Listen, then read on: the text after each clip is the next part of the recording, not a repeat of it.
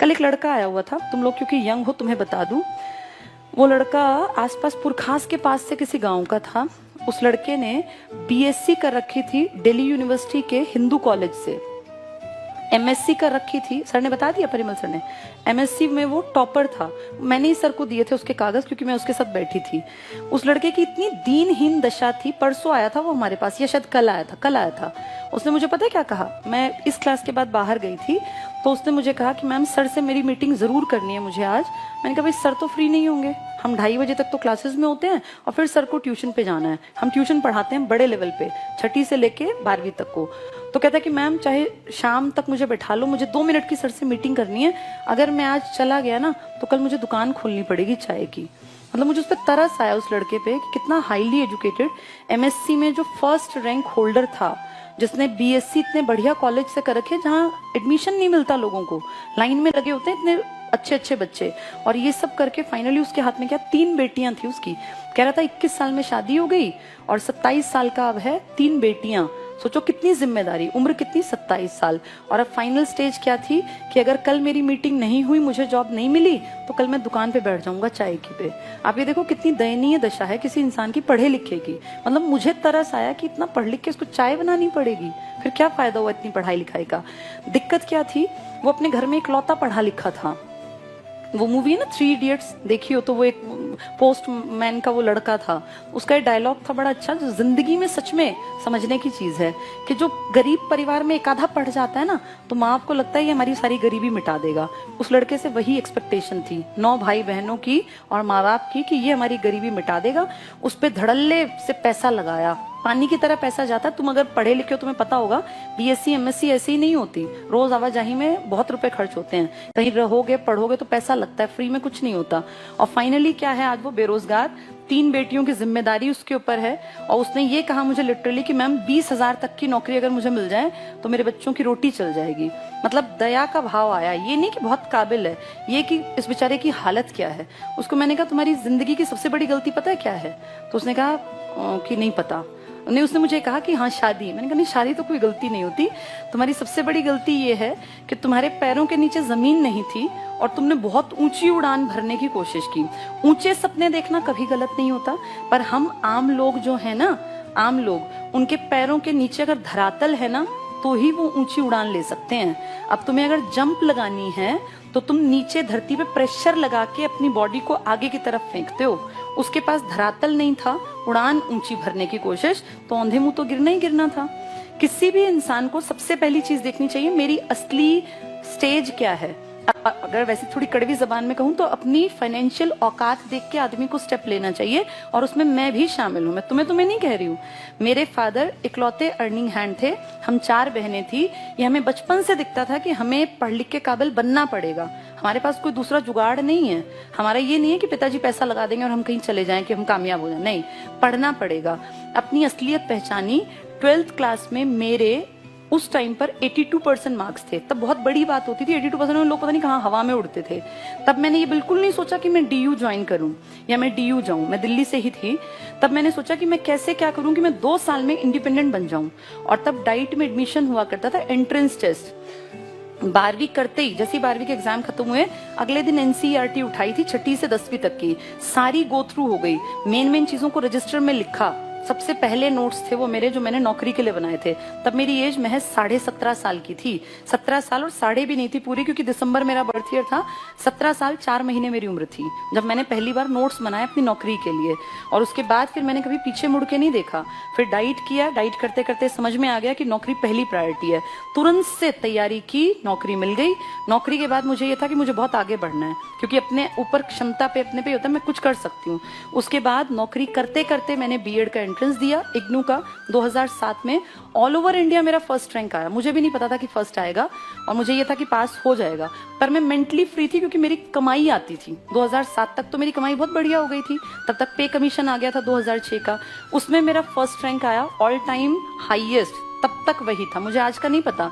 2007 तक इग्नू में 100 में से 84 नंबर का रिकॉर्ड था जो मेरे थे। उसके बाद अब 10-12 साल बीत गए, हो सकता है वो किसी ने ब्रेक भी कर दिया हो। उस टाइम पे मेरी बेटी 7 दिन की थी जब मैं उसको लेके इग्नू गई थी। इग्नू में हेडक्वार्टर में। और जब बच्चा बहुत छोटा होता है, इन्हीं दिनों उसका बर्थ था 7 नवंबर का, 14 नवंबर की मेरे ख्याल मेरी पता नहीं 12 की मेरी रिपोर्टिंग वगैरह थी, वहाँ कागजात चेक होते हैं। तो मैं अपना शॉल वॉल पूरा ढक के जैसे जाते हैं बच्चा होने के बाद, जैसे तुमने माँ को देखा भी होगा, तो वहाँ सबका एटीट्यूड पता है क्या था कि ये ऐसी कोई महिला आ गई है। वहाँ सब लोग बैठे हुए थे हॉल में। जब वहाँ बुलाया गया तो कहा गया फर्स्ट नंबर पे बबीता त्यागी। जब मैं उठ के गई तो सबकी आंखों में ये होता ना कि अजूबा की इसका फर्स्ट रैंक है, क्योंकि वो मुझसे, मेरा जो भेष था उस टाइम वो ऐसा नहीं था ना कि मैं फर्स्ट रैंक होल्डर हूँ। अब मैं ऑलरेडी जॉब में हूँ, ये उनको थोड़ी पता था। तो उन मैम ने मुझे पता है क्या कहा, वो काफी बड़ी अधिकारी थी, उन्होंने कहा I am proud of you. तो मैंने बताया कि मेरी बेटी है मेरे पास, तो उन्होंने कहा I am proud of you. मतलब वो घटनाएं जो है ना लाइफ में, वो आपको मोटिवेट करती हैं कि आप और आगे बढ़ें। 2003 से मैं नौकरी में थी।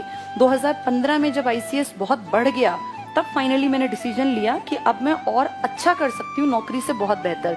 तब मैंने अपनी जॉब से रिजाइन किया। 31 अक्टूबर 2015 को मैंने अपना रेजिग्नेशन लेटर लिखा, और अनएक्सपेक्टेड था वो मेरे लिए भी, क्योंकि मुझे ये था नहीं, कोई प्लान्ड नहीं था नौकरी छोड़ना, कि भी प्लान करके नौकरी छोड़ी गई। और नवंबर में मैंने 1 नवंबर को मेरा रेजिग्नेशन लेटर दे दिया था, 31 को शाम को ही दे आए थे हम। तो आप ये मानो कि जिंदगी जो है ना, उसको आगे अगर बढ़ाना है तो पैर जमीन पे रखने पड़ेंगे। अगर मैं 2003 में सोचती कि नहीं मैं सीधे आईसीएस नाम की संस्था खोल दूंगी और मेरी संस्था बहुत चलेगी, तो मैं कहीं औंधे मुंह गिरी होती। मेरे जैसे कितने ही लोग हैं जो ये सोचते हैं। सपने देखना बहुत अच्छी बात है, लेकिन सपने देखने के साथ अपना एक बैकग्राउंड जो है ना हमारा फाइनेंशियल, हम कितने हैं, कहाँ स्टैंड करते हैं, ये पता होना बहुत जरूरी है। आज मैं कुछ भी चाहूं मैं कर सकती हूँ, लेकिन आज से 20 साल पहले तो मैं ऐसी नहीं थी ना। तब तो मेरे पास भी जितना तुम्हारे पास है उतना ही था। हम भी 2 ही कमरों के घर में रहते थे।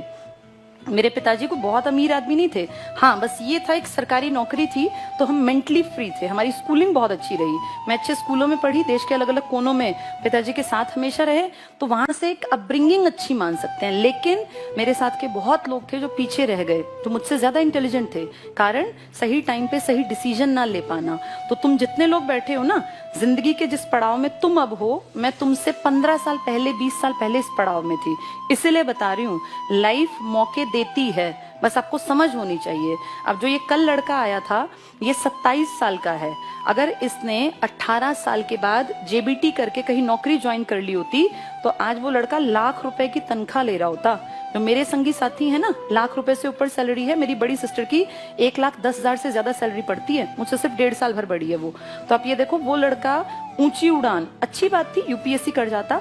कितने ही लोगों को मैं जानती हूँ जो हमारे साथ टीचिंग में थे, छोड़ के चले गए नौकरियां कहीं कहीं अलग जगह, कोई बैंक पीओ में लग गया, कोई कहीं इसमें चला गया यूपीपीसीएस में, लेकिन पहले अपने पैर जमा लिए। तुम सब लोगों की भी यही राय है मेरी तो, कि कम से कम अपने पैर जमा लो। रीजनिंग जो पढ़ाते हैं ना पवन सर, इनका बेटा है, परिमल सर के छोटे भाई जो हैं, गवर्नमेंट जॉब में है वो भी। मेरी और उनकी ज्वाइनिंग 2 दिन के आगे पीछे थी, मेरी 5 अप्रैल की, उनकी 7 अप्रैल की। वो भी कर रहे हैं जॉब। उनके बेटे के 94% थे 12th में। 12th के बाद अब हमारे पास इस स्टेज में आके तो ऐसा नहीं ना कि पैसे की कमी है या हम सोचें कि हम भाई बच्चे को ये ना कराएं, पैसे लगते हैं। हम तो कुछ भी अब कराने लायक हैं विद गॉड्स ग्रेस। लेकिन हमने उसको पता सबसे पहले क्या कहा कि पहली प्रायोरिटी अपने पैरों पे खड़ा हो। हमारे बलबूते मत सोच कि मेरे पास इतना पैसा है कि मैं कुछ भी कर लूंगा। उसको सबसे पहले कहा अपने पैरों पे खड़ा हो, फिर जो तेरा मन करे ना पैसे कमा के वो करना। उसको जेबीटी में एडमिशन दिलाया दिल्ली में मार्क्स के बेसिस पे मिलता है। उसका डाइट में हो गया दरियागंज में गवर्नमेंट में। मेरे ख्याल 1,000 रुपए फीस मुश्किल से गई होगी, 1,000-1,500, इससे ज्यादा की फीस नहीं है। मेरे टाइम 405 रुपए लगे थे, अब दुगनी हो गई होगी। आप ये देखो, वो लड़का चाहता तो हम कुछ भी करा देते, कोई भी महंगा कोर्स कहीं विदेश भेज देते, कोई बड़ी बात नहीं थी हमारे लिए। लेकिन सबसे पहली प्रायोरिटी क्या है, पैरों पे खड़ा हो जा। उसके बाद तेरा मन करे मुझे यूपीएससी करना है, मुझे पढ़ाना है, मुझे शेफ बनना है, वो कहता है मुझे इसमें इंटरेस्ट है होटल मैनेजमेंट में, तो कर लेना, पर पहले पैरों पे खड़ा हो जा। जिस दिन कमाई आ जाएगी ना, छोड़ के कमाई को, ये प्रूव करके कि मैं कुछ हूँ, मेरी कोई काबिलियत है, फिर करते रहना होटल मैनेजमेंट। तो ये देखो, जो समझदार है ना, वो सबसे पहले अपनी जमीन पकड़ता है। जमीन से उछाल ली जाती है, हवा में नहीं उछला जाता। जो हवा में उछलते हैं, फिर उनकी, वो कल वाले लड़के का एग्जाम्पल है, वैसी दुर्गत होती है। और मैंने बहुत करीब से ऐसे लोग देखे हैं जो बहुत काबिल थे, लेकिन वो कुछ नहीं कर पाए। घर और ये गाड़ी तो बहुत दूर की बात है, उस लड़के को रोटी खिलाने के मांदे पड़े हुए हैं। अपनी 3 बेटियों को कहाँ पढ़ाएगा? आज के टाइम में कितनी महंगाई है, सबको पता है ना। सरकारी स्कूल में पढ़ाने का टाइम थोड़ी है। अब तुम सोचो उसके कंधों पे कितनी जिम्मेदारी। इस जिम्मेदारी से दब के वो जिंदगी में कुछ नहीं कर पाएगा। अगर वो 10 साल पहले थोड़ी सी समझ के साथ कुछ छोटा कोर्स करके कहीं 25-30 हजार की नौकरी पकड़ लेता तो आज लाख रुपए पे पहुंच जाता। लेकिन ये समझाए कौन? और अभी भी तुम्हारे सामने बात कर रही हूँ, आधे तो अभी भी हवा में होंगे। ये जो चीजें हैं ना, ये अकल तब आती है जब उम्र बीत जाती है। इसीलिए टाइम रहते अपनी चीजों को संभाल लेना। सबके लिए है मैसेज। मैं अपनी बेटी के साथ भी यही पहली कंडीशन रखूंगी कि पहले इंडिपेंडेंट बन, अपने आप को प्रूव कर, फिर आगे पूरी दुनिया में कुछ भी अचीव करो। जिसने एक चीज हासिल कर ली वो कुछ भी हासिल कर सकता है। कॉन्फिडेंस बहुत बड़ी चीज होती है और ये आता है जब आपके अंदर काबिलियत पैदा हो जाती है, पैसा कमाते हैं। इंडिया में काबिलियत पैसे से होती है। आपकी बुद्धि के अंदर घुस के कोई नहीं देखता आप कितने बुद्धिमान हैं। आपकी काबिलियत आपका पैसा है, आपने कितना कुछ अचीव किया इससे पता चलता है। तो इसलिए खूब पढ़ा करो। अब 1-2 साल में तुम लग गए और रह गए तो रह गए, फिर बैठे रहोगे